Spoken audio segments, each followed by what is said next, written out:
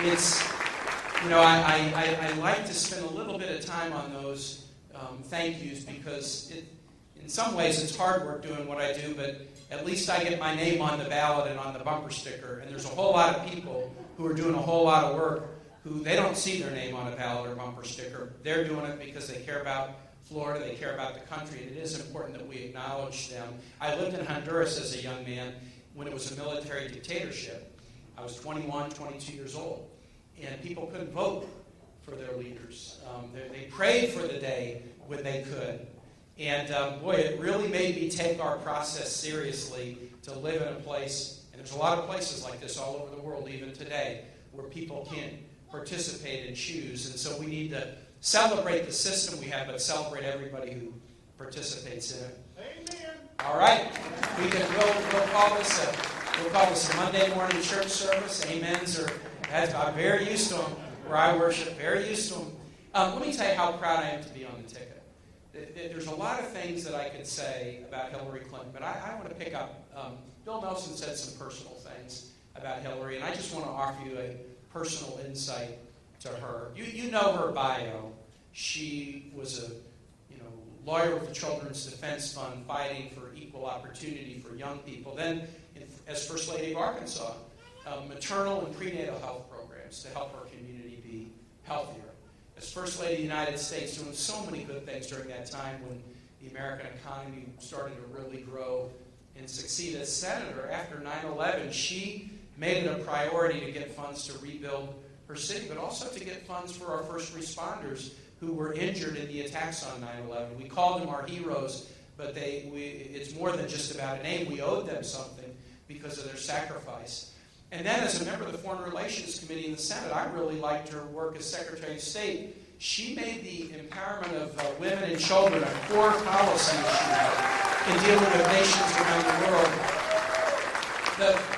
The thing I love about Hillary and her character, and this is a good test of the character of somebody in public life, look to see, do they have a passion that showed up before they were in politics in their life?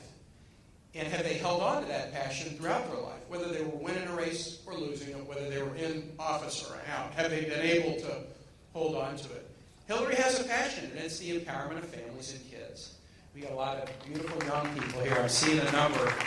And if you empower families and children to succeed in a society as great as ours, but we've got a lot of families and kids that have trouble, but if you empower families and kids to succeed, Hillary's attitude has always been that everything else will go a lot better too. We have never had a president who has come into office who has had this lifelong passion for the success of families and children. She will be the first, because she'll be the first woman, but she'll also be the first president who carries that lifelong passion in. And some of you know, I'll just be quick about this, when she was First Lady, you know that President Clinton tried to do health reform, and he couldn't get it done. Thank goodness President Obama picked it up, and 20 million people in this country have health insurance who didn't have it before. But President Clinton, he was ahead of his time. He said, look, we want to do this, we need to do this. And you remember, some of you are too young, but most of you like me remember that Hillary cared deeply about it. And the other side decided to brand it Hillary Care. Just like they branded the Affordable Care Act, Obamacare. They decided to brand it Hillary Care and then attack her and attack it at the same time. And they thought, okay, we can go after this and defeat it. And they did. And progress was not achieved. And that was a tough moment for her because they made it personal to her. They tried to demonize her and the notion of progress and affordable health care for everybody. And for the moment, they succeeded. Now, this is a moment in every leader's life where you got a fundamental decision to make. I put it all on the line for something that I cared deeply about, and I lost, and they even made the loss kind of personal to me. So what do I do now? Do I just change and go a different direction? Do I say, well, we're going to have to wait another 10 or 15 years? Do I sulk and blame others? Is that what I do? Everybody in leadership has to confront this. Well, what Hillary Clinton showed was when health care wasn't done, she said, okay, we failed at that. Can we get health insurance for every low-income child in the United States? And because of her work, working with Democrats and Republicans while she was First Lady, 8 million kids in this country have health insurance because Hillary Clinton wouldn't give up, wouldn't back down, wouldn't go away, wouldn't change her priorities, wouldn't let the other guys block her. I tell you, that's what I want to see in a president, because a president will have a tough day. A president will find things not going their way. I don't want a president where you have to wonder what they're going to do when that day comes. I want a president who sure is compassionate but also tough, and that's who Hillary Clinton is, and that's why I'm so proud to be on that ticket. Another thing, too, I am proud to be on the ticket because, look, I'm proud to be supporting a strong woman who's going to make history as the first woman president of the United States. I mean, that's good. That's good.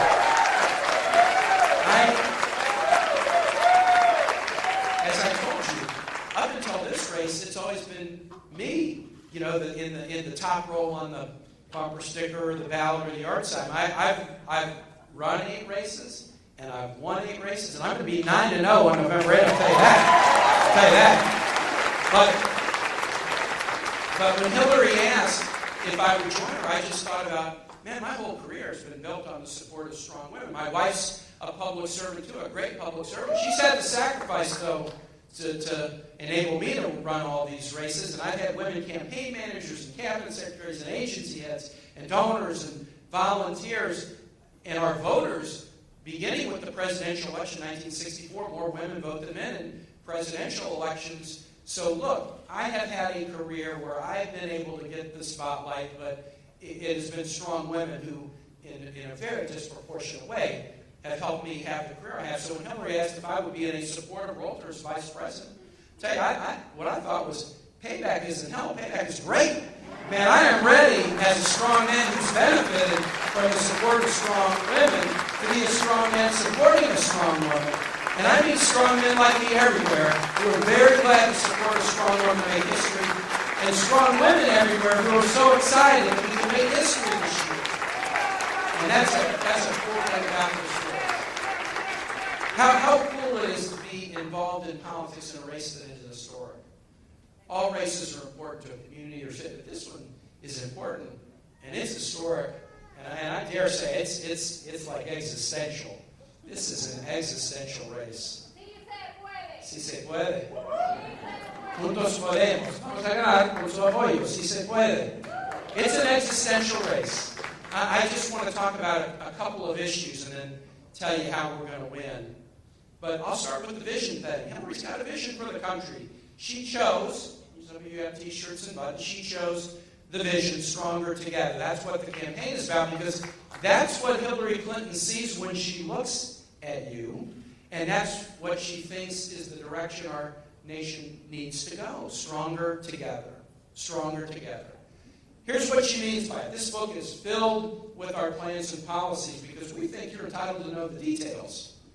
You know, Donald Trump says, we're going to build a wall, Mexico's going to pay for it, believe me. Well, wait a minute here. Whoa. Wait a minute. You tell me how that is. Well, he's a little bit, doesn't want to talk the details too much. Hillary will give you the details. But the details and plans all fit under kind of 3 basic themes. One is, let's build an economy that works for everybody and not just those at the top. You know, she believes if you don't have an economy that works for everybody, it's almost like it's not working for anybody. And thank goodness, President Obama, in the worst recession since the 1930s, we've now grown 15 million new jobs. Unemployment rate cut in half. 401ks are worth something again. And he did it without any help from the GOP. And he's had to do that like with one hand tied behind his back. But he's done it. But we also know that there's so much more to do. There are people who don't see the path that they can climb to be economically successful. And so Hillary Clinton says, our measure, I'm going to get into this in a little bit, how to do it, our measure is an economy that works for everybody. We're not the dog-eat-dog ones. We're not the winner-take-all ones. We're an economy that works for everybody. And when it does, I mean, again, we're stronger together. That's what it means. The other issue that's the big issue, the second pillar of the campaign is, how are we safe? How are we safe? How are we safe at home? How are we safe in the world? We've been seeing these terrible, you turn on the news in the morning and You see terrible instances of community unrest. It might be unrest or distance between the police force and the community in Charlotte or Milwaukee or other cities. It might be a horrible shooting in Orlando or Washington State or Houston.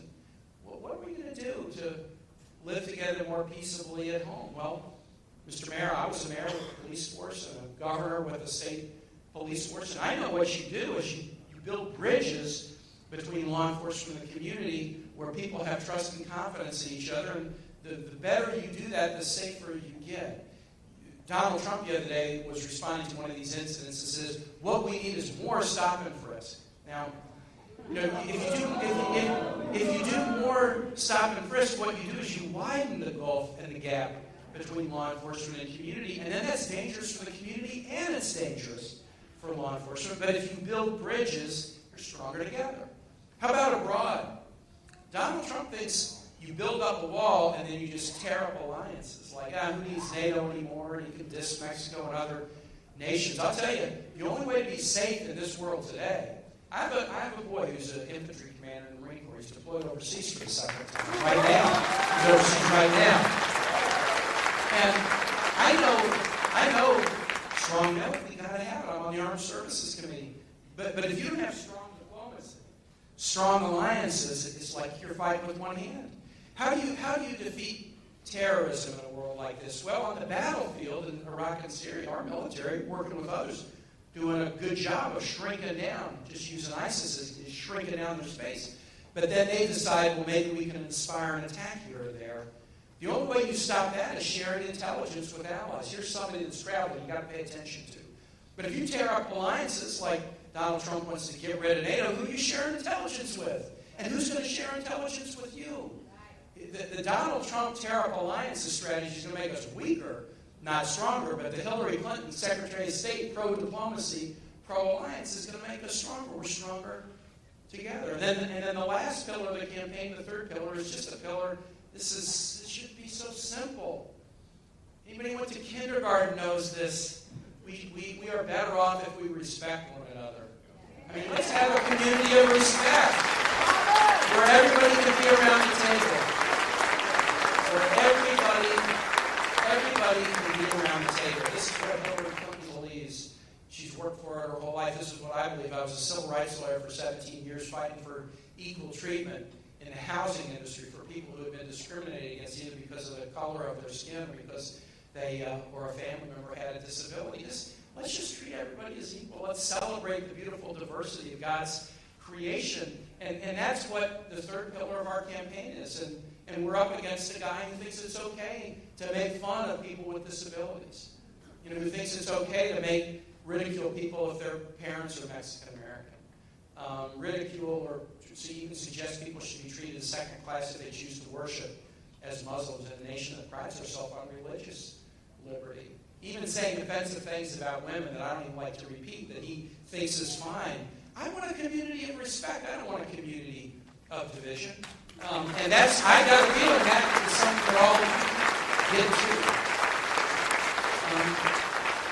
I had a wonderful experience. We were in Miami last night and flew to Lakeland and landed here. And often people will be there at the airport to greet me. There's a really wonderful young guy from Lakeland named Mike Phillips. I don't know if any of you know Mike. He's quite an interesting young guy. He has a severe disability. But he said, look, that ain't limiting me. That's not limiting me. And he's become an expert in working with Apple and other companies to develop assistive technologies, the technologies that will help people in their home, in their school, in their workplace. And he has developed amazing technologies, and he and his mom came out to meet with me. And on the subject, he gave me something, and I didn't tell him I was going to do this, but I was reading it as I was driving over. I just thought I would read it to you, because it's about a community of respect, about who we want to be.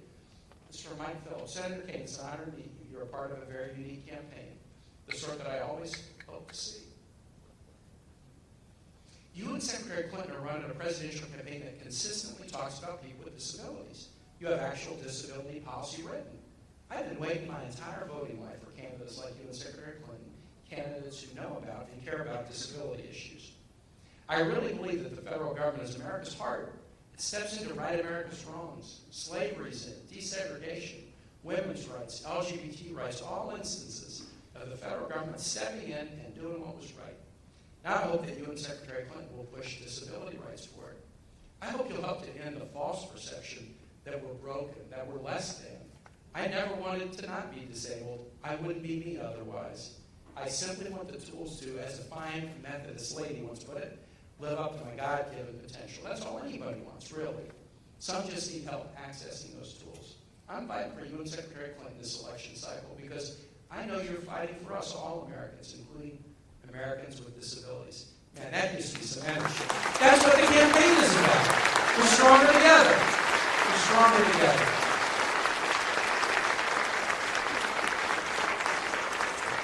Donald Trump has a very different vision. And I showed you the book that we wrote, that Hillary wrote about this campaign. Donald Trump wrote a book, too, when he kicked off his campaign, to tell about his vision. And this is a little bit offensive, but this is the book that he's selling. And I hate to give him a royalty, but this is energizing to me. This is his book, Crippled America. This is the book that Donald Trump wrote when he decided, I want to tell the American public why I am running for president. And no, I didn't choose that picture of him. He chose that picture to put on his own book. He's sitting in a penthouse up in a tall tower, and he's looking down on a country, and he's dissatisfied with what he sees. Well, I'll tell you something. I don't recognize that as I travel around this country. That's not my view of America. That's not Hillary's view of America. That's not your view of America. We are upbeat, positive, can-do, optimistic, enthusiastic, patriotic people. We're problem solvers. Now, do we have problems to solve? Sure we do, in every zip code. Are there challenges in the world? Sure there are, all over the world. But we can solve any problem we have if we just let everybody around the table to participate in solving it. And the only time we ever run into problems, solving our problems, is when we're pushing people away or dividing folks against one another. Then suddenly we find that we can't do what we need to do. So that, to me, in some ways, we could talk about a million issues, but this, to me, just kind of says it all. There is a vision for this country. There's a direction for this country. There's a path for this country. And I think it's that we're stronger together. Stronger together. We are stronger together. Juntos podemos, juntos más fuerte. We are stronger together. A couple of quick issues that I just want to talk about. We know one of the issues that creates anxiety all over this country is the economy. Because I talked about earlier, it's growing again, thank goodness, but some people don't see the ladder that they can climb, or that their kids can climb, to be economically successful. I was a mayor and governor. I worked on economic development stuff all the time, trying to grow jobs in my city and in my state.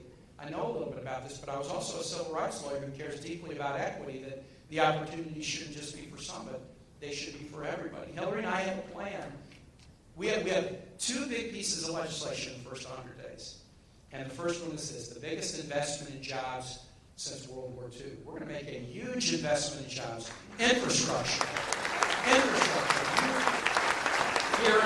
Here in Florida, you have water quality issues in a whole lot of your communities. And that's not unique to you. Flint, Michigan, Philadelphia, all over the country, we have infrastructure that was built 50, 70, 80 years ago that needs to be updated. And the great thing about it is if you update infrastructure, you hire people right away. And if you're updating your infrastructure right here, these are not jobs that are going to be outsourced. You're hiring people right here, right away to do good jobs. And then when you invest in infrastructure, clean water, road, rail, ports, airports, broadband, a smart electricity grid, you also raise your platform for economic success, make it easier for businesses to start in small communities if they have good broadband access. So you hire people today, but then you also get a win down the road. I know mayors are the biggest promoter of infrastructure of anybody in the country, and not just Democratic mayors either. Democrats and Republicans get it. The Chamber of Commerce and organized labor get it. We got a lot of good organized labor here today. So we're going to do that, infrastructure. That's going to be the first component of our jobs plan, and the second plan is going to be education. We got some educators here, I guess, okay?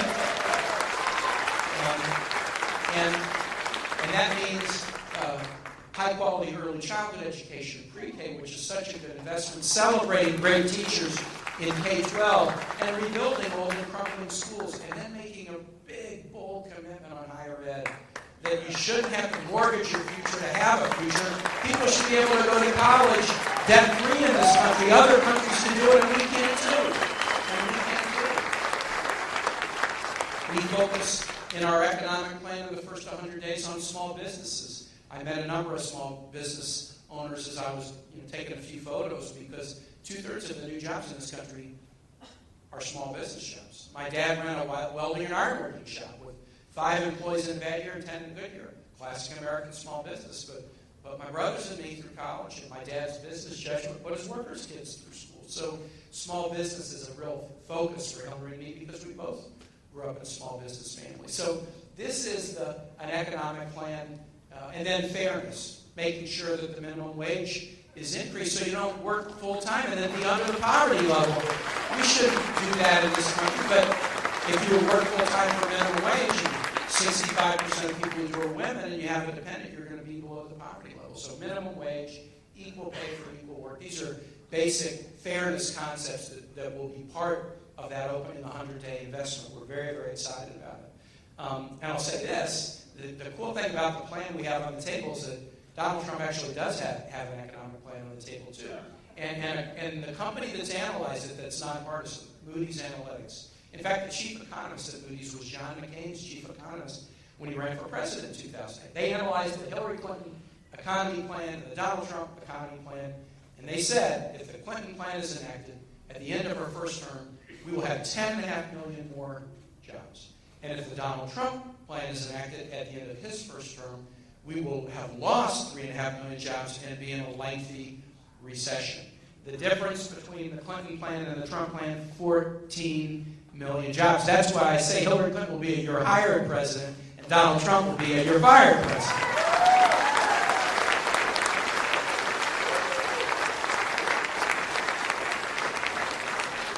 The second major piece of legislation that we've talked about doing in the first 100 days is immigration reform. And this is a huge difference between the two campaigns. Hillary and I believe in a bipartisan, comprehensive immigration reform. The last one was done in 1986 when President Reagan was president. And it was comprehensive. And 30 years later, it's time to update it with a lot of things. With protection for dreamers. With a path for hardworking individuals who are paying taxes, following the laws, getting criminal background record checks to find a path to citizenship, assisting employers so they can find out the bona fides of employees, more border security, not separating families, but just focusing our enforcement efforts on those who are creating public safety risks. That's our plan for immigration reform. It got a bipartisan vote in the Senate. Not the exact plan, but the basic concepts did in June of 2013. So we know this is not just something that Democrats are for. Republicans, voters are for it too. But Donald Trump is pitching a very different view.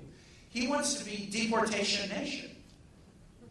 He wants to basically deport 16 million people, 11 million people who are here without documents, but then an additional 5 million U.S. citizens who have citizenship but were born to parents who don't. He wants to try to change the law and say now they are no longer citizens. If you're born in the United States, you have been a citizen since the end of the Civil War.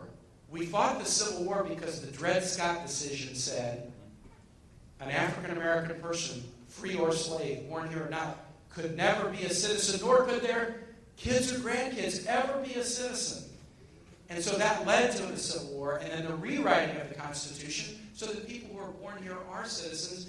Donald Trump and Mike Pence both want to get rid of birthright citizenship in this country. We can never let that happen. We can never let that happen. We can never go backward. That's why it was one of the reasons it was so painful. When for 5 years, Donald Trump was promoting the notion that President Obama wasn't a citizen. When all the evidence said, of course he's a citizen. Either he didn't know how painful that was, because it was reminding people that there was a day if you had African descent, you could not be a United States citizen. He was basically taking us back to the darkest time in our history when he kept saying that over and over dozens of times that the president is not a citizen. He would Why would you want to take us back to those days? Either he knew that it was painful to the people when he said it, or he didn't know our history and he didn't care that it was going to be painful to people when he said it. And in either event, that person is not qualified. Not qualified to be the President of the United States. Not qualified.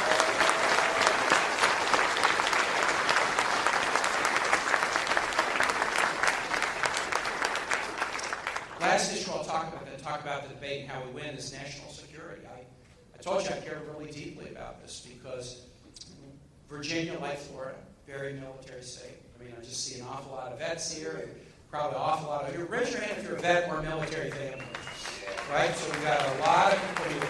A lot of people here. And so this is something we care about, but we got to get it right. Hillary Clinton was an Armed Services Committee member in the Senate. She understands the importance of the military and supporting military families. She was also Secretary of State, understands the importance of diplomacy. You can't have one and not the other. You know, the seal of the presidency of the United States has an eagle with the olive branches of diplomacy and peace and the arrows of war. And the eagle is looking toward the olive branches. So we would always prefer diplomacy and peace first.